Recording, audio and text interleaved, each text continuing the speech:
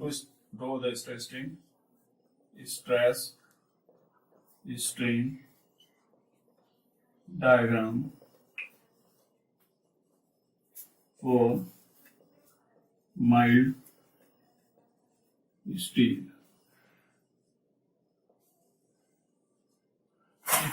Mild steel means low carbon steel.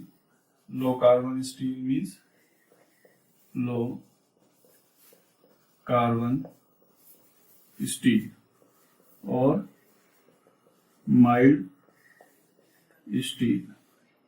Percentage of carbon, it vary 0.05% to 0.3%. Medium carbon steel, medium carbon steel. The percentage of carbon, it vary 0.3% to 0.7% carbon. In high carbon steel,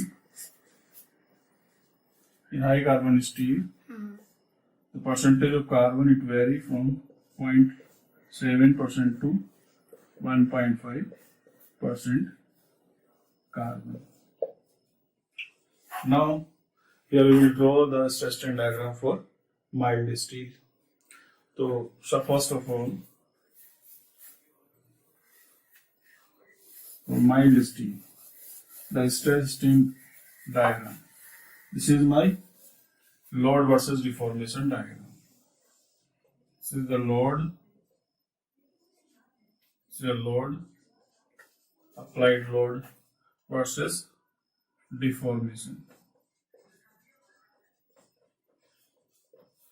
So load is represented. This is load is your hydrostatic load. It increases gradually, and deformation is continuously.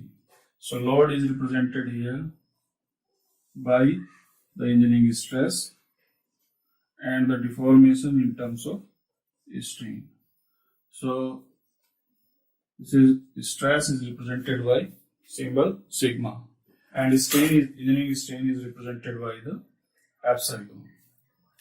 So when we draw the stress, when we apply, this is the sample, standard gauge length or original length of the member is 5.65 under root of D naught.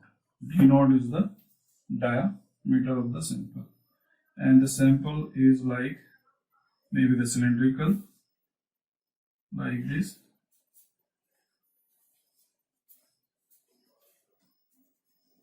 This is my sample.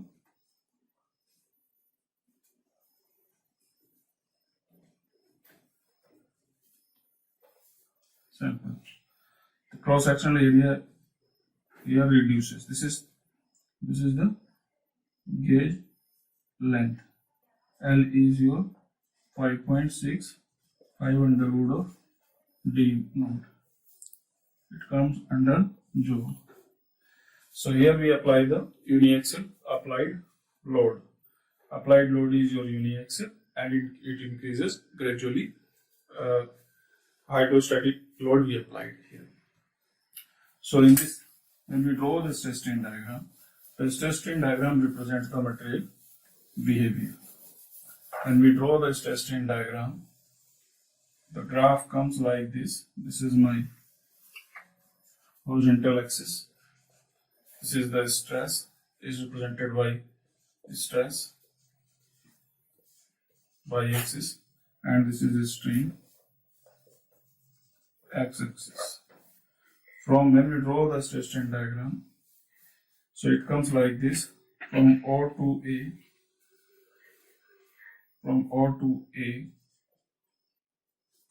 A, the nature of the graph is linear, and beyond point A, it becomes non-linear. This is my B point or yield point. Further, it goes in upward directions. This is my C point, and after this it comes down like this, and here again this is my D point, and after this again the graph goes like this. This is the A, B, C, D, E, and this is F point. F is the fracture point. So this is my x-axis. This is the fracture point. So A is your proportionality limit. A represents the proportionality limit. B is your elastic limit. And C is your upper yield point, and D is my lower yield point, and E is your ultimate stress point. F is your fracture. So area under the whole diagram, it gives you the toughness. So this diagram represents the material behavior or material characteristics. This is the stress is proportional to, from O to A, stress is proportional to strain. The nature of the graph is linear. अब O से लेके A तक का graph क्या है? Linear है. So the slope of this curve will give you the Young modulus of elasticity. Suppose this is my alpha. So tan alpha is your E. E is your Young modulus of elasticity. Suppose this is my point A, this is B, and this is C. So tan alpha is equal to E perpendicular upon base. So BC over AB. This will give you the Young modulus of elasticity. And E is the material property. So from O to A, nature of the graph is linear. Beyond point A, it is non-linear. So B point is your elastic limit. Elastic limits means when we remove the load, then the sample will try to come back in its original positions due to elastic behavior. And beyond point beyond point B is your C point, upper yield point, and from C to D is your from C to D. In this region, when we increase in this region, the stress decreases and strain increases. So the region of this is your anchor. The region of this slope, the region of this behavior is your first point is your anchor dislocation. Anchor dislocation. Second point is your unlocking of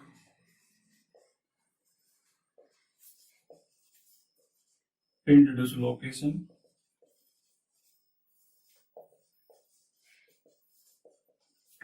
Or quarter. Third one is your rapid multiplication of dislocation.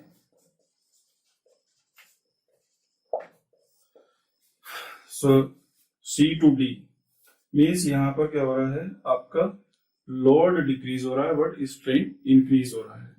सो इसका जो main reasons है, ये 3 reasons है. One is your anchor dislocation, second one is your unlocking of pinned dislocations, और third one is your rapid multiplication of the dislocations. इन तीनों reasons points की वजह से क्या होगा, आपका लोड की वैल्यू डिक्रीज करेगी और स्ट्रेन रेट आपका इंक्रीज करेगा. From at the point D, from C to D, this is the yielding phenomena. Here we get the Lauder band in the symbol. For Lauder band we get in low carbon steel only. So it represents this.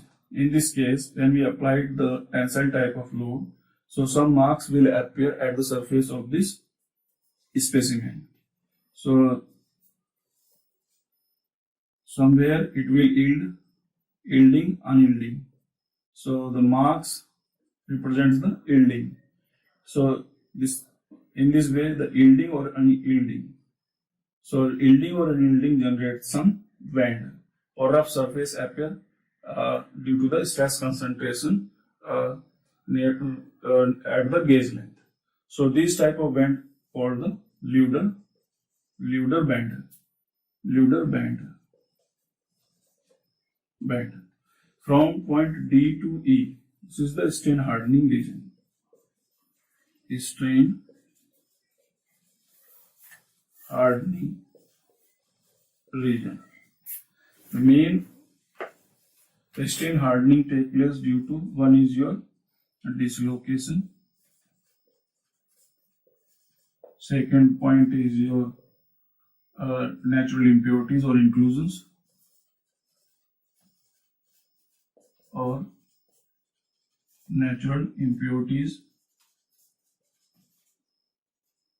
are present in the sample. Third one is your back stresses.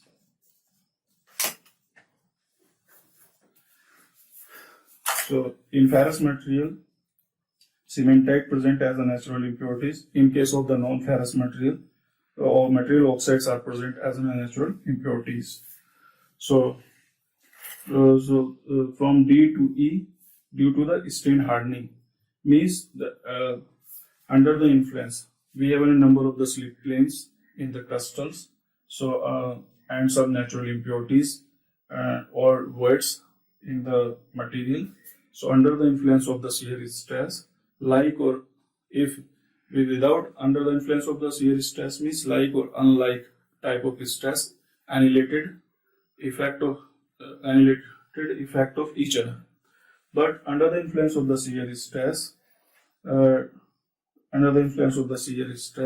we have an inclusions or impurities in the materials. So shear stresses cannot bypass or cannot crack to the inclusions or impurities. Suppose we have a slip plane like this. So this is the like or unlike, but here we have an impurities. So it cannot bypass or it cannot crack to this impurities. So here at the periphery or at this region, at the localized region, some back stresses set up. Due to these back stresses, the localized heating and cooling actions take place. So due to the localized heating and cooling effect, the strain hardening take place, means material get hardened itself. So beyond point, this is my ultimate stress point, and beyond point E, beyond point E, the cross-sectional area of the member, it reduces drastically, and this is called the necking phenomena. And ultimately the sample it break at point F. So this is the stress strain diagram. So stress strain diagram. The stress is the function of strain. This is my dependent variable and strain is my independent variable. So from O to A, the nature of the graph is linear. It means the Hooke's law is valid. According to Hooke's law, stress is proportional to strain, and Hooke's law is valid only up to the point A, when the nature of the graph is linear, and it is not valid beyond point A. So this is my elastic region.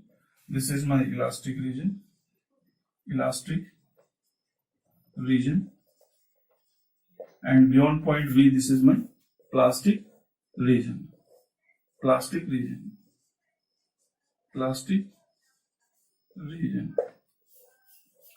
So O to A हमारा nature of the graph क्या है, linear है, तो Hooke's law हमारा valid होगा up to the point A, and beyond point A the nature of the graph is non-linear.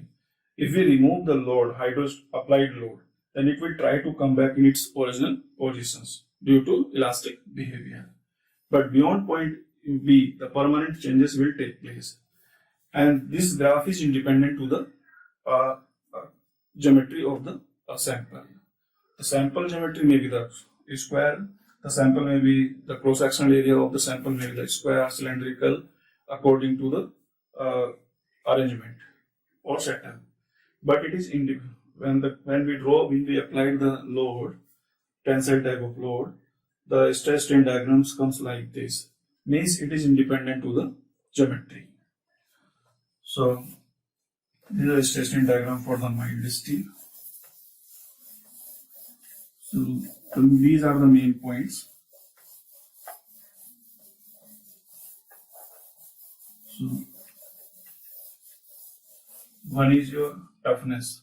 So some definition: toughness means area under stress strain diagram. So area, this is my stress and this is strain. So area under this is O to A, and this is like this B point and C point.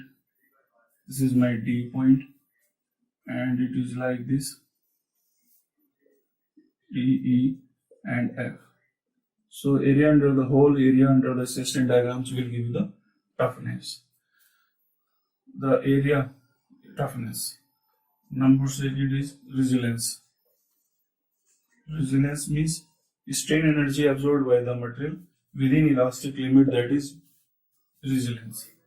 Third one is your proof resilience. The strain energy, maximum strain energy absorbed by the material up to the elastic limit, that is known as proof resilience. And fourth one is strain energy, modulus of resilience. Modulus of resilience, strain energy per unit volume, strain energy absorbed by the material within elastic limit per unit volume, that is known as modulus of resilience. Now, the Young modulus of elasticity means slope of, this is my stress strain diagram, and this is origin. The nature, this is my A is my proportionality limit. The slope of this curve will give you the Young modulus of elasticity.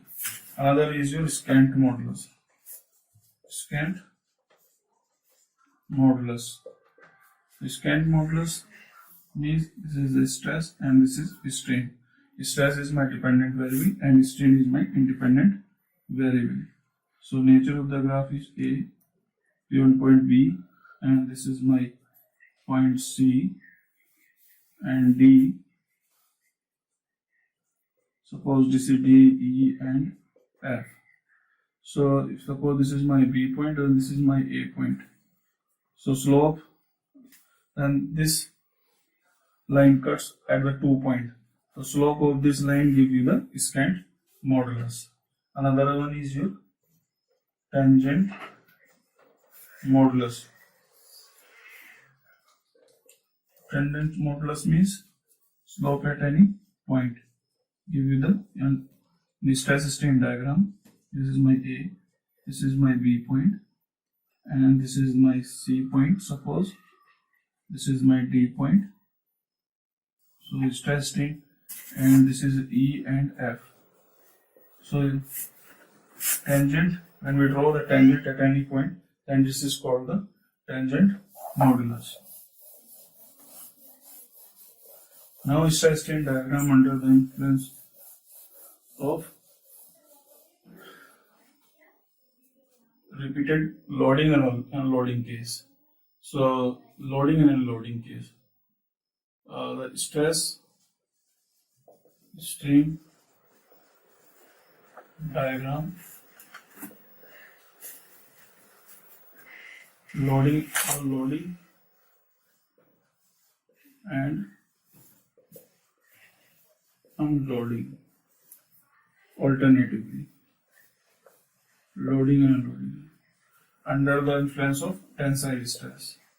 Tensile type of loading under the influence of tensile type of loading. Suppose this is my x-axis and y-axis, stress and strain. This is my O point, and we applied the load. So nature of the graph is linear from O to A, and this comes like this. We remove the load at the elastic limit, so it should come like this, but it comes like this. So this is my called elastic recovery. Elastic recovery. So here is the case is loading and unloading, then again loading.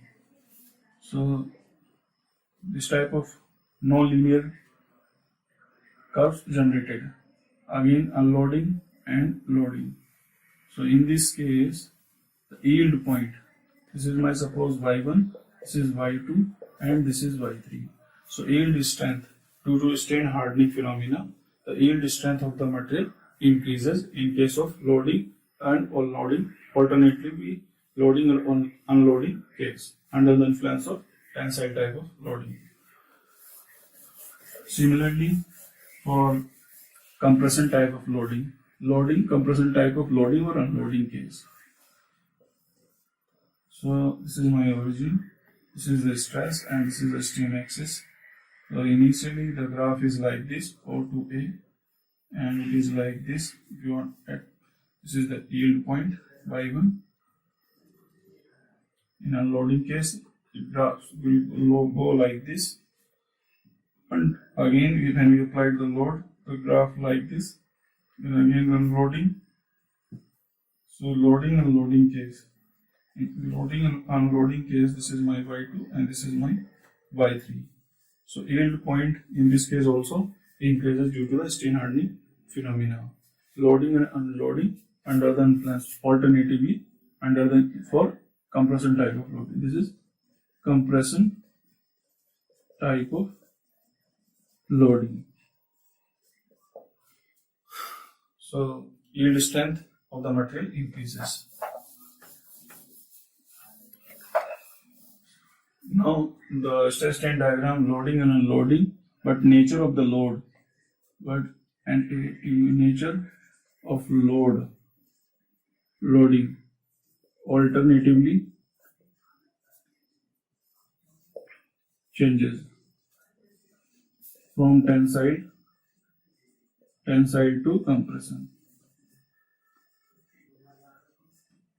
So in this case, suppose this is stress and this is a strain diagram. O, initially when we applied the load, this is tensile type of loading, O to A, this is B point. Unloading case, if the graph comes like this, the stress or applied load is 0.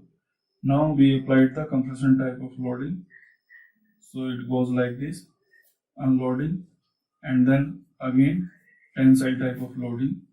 So the nature of the graph, it comes like this, hysteresis loop generated. So in this case, yield strength for tensile type of loading, it increases, but in case of this is initial yield point y1, this is my y2 and this is my y3, this is y4. In compression, yield strength decreases. So initially when in stress strain diagram, when loading and unloading, but nature of the load is same. It is maybe the tensile type or it may be compression type.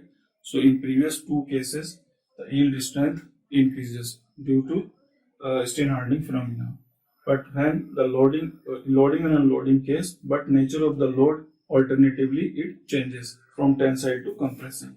First tensile type of loading, then unloading to 0, then applied compression type of load, release load, again applied tensile type of load, release load, and applied compression type of load.